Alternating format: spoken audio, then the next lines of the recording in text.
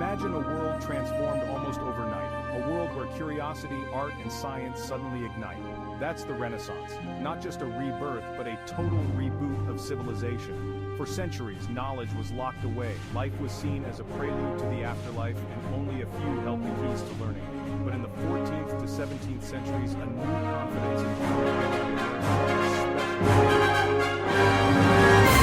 Why are we here? Rediscovered Greek and Roman texts, sparked this time. Suddenly, art and celebrated felt revolutionary. Became puzzles, not a stage set in stone. Science embraced observation, politics,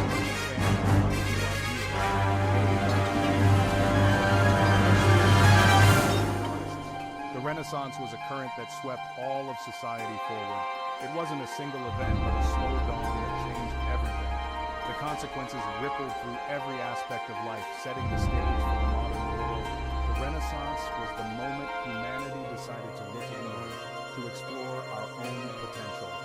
It's the reason our world values knowledge, creativity, and the endless pursuit of understanding.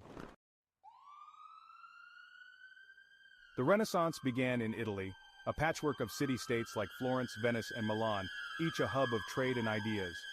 Their wealth fueled a culture of patronage, with families like the Medici funding art, architecture, and scholarship. This support gave artists and thinkers the freedom to experiment and innovate. Florence became an open-air museum, nurturing genius and competition. Here, Leonardo da Vinci explored everything from anatomy to engineering, embodying the Renaissance ideals. Michelangelo created the Sistine Chapel, redefined what art could express about humanity. These artists weren't just creators, they were explorers of the human experience, concentrating their talent and resources into the great art inspired discoveries in one field sparked questions in another, spreading the Renaissance spirit out. Italy was the spark, but the flame spread across Europe, changing the world forever. The city-states provided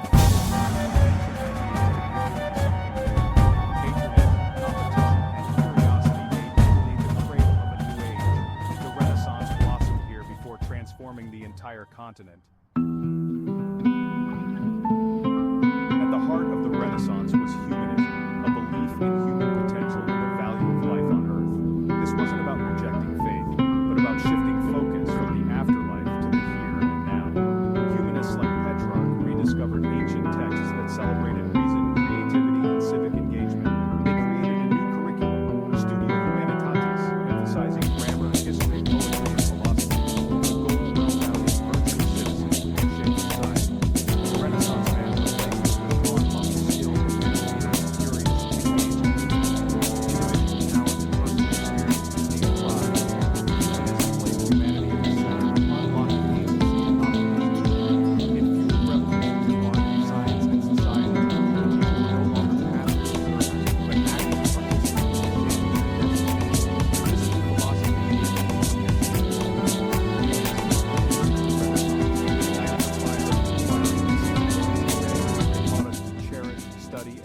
Life on Earth. Renaissance art broke free from the flat, symbolic style of the Middle Ages. Inspired by humanism and classical statues, artists sought realism, emotion, and the beauty of the human form. They developed techniques like linear perspective, creating the illusion of depth. Just look at Raphael's School of Athens. Chiaroscuro, the use of light and shadow, gave figures volume and drama. Art expanded beyond religious themes to include portraits, mythology, and landscapes. Art became a celebration of human life, not just a tool for the church. Leonardo's Mona Lisa and Michelangelo's David set new standards for psychological depth and anatomical precision. These artists were also scientists, studying anatomy and mathematics to perfect their craft. Art became a way to understand the universe, not just decorate it. The Renaissance made art accessible to homes and public spaces, not just churches. Great art inspired more innovation, fueling a creative revolution. Artists became intellectuals, pushing the boundaries of what was possible. The Renaissance showed that art could be a form of knowledge. Renaissance architecture marked a shift from the soaring, mystical Gothic style to buildings designed for people. Inspired by ancient Greece and Rome, Brunelleschi studied classical rules for harmony and proportion. They revived the rounded arch, stately column, and majestic dome, creating spaces that felt balanced and rational. Brunelleschi's dome for Florence Cathedral was a triumph of engineering and humanism. Renaissance buildings were designed to uplift and inspire, but also to be logical and comprehensive. The new style spread into churches and palaces and public squares, shaping civic life. Palaces became multiple and inviting, courtyards and ornate facades. City squares were redesigned for harmony and public gatherings. Architecture reflected the humanist belief in government cities and virtuous citizens. Buildings were meant to elevate people, not just house them. The Renaissance created a new architectural language that celebrated humanity. It transformed the very spaces where people lived, worked, and gathered.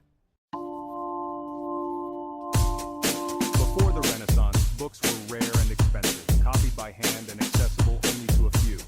That changed with the first invention of the printing press around 1450. Suddenly, books became mass-produced, making knowledge affordable and widespread. The first major printed book was the Bible, and all kinds of texts, including classics, science, literature. The literacy rate climbed as ideas traveled fast and sparking continent-wide conversation and accelerating progress. The printing press broke the monopoly of information held by the church and universities. It standardized knowledge, allowing thousands to read the same text. Printing helped modify language, stabilize law, and unify science. The press democratized ideas and empowered modern society. It was the technology that made the Renaissance a revolution for everyone. For centuries, we believed Earth was the center of the universe, a view inherited from Ptolemy and reinforced by tradition. The Renaissance spirit of questioning changed that. Copernicus proposed a heliocentric model, placing the sun at the center. His ideas challenged human pride and religious doctrine, but planted seeds of doubt. Tycho Brahe's precise observations and Kepler's laws of planetary motion revealed planets moved in ellipses, not perfect circles. Galileo's telescope showed mountains on Jupiter and moons orbiting Jupiter, evidence that Saturn was the cosmos. He saw Venus and phases moving in orbit of the sun. The evidence was undeniable. Earth was not the center. The universe began to place on the sun.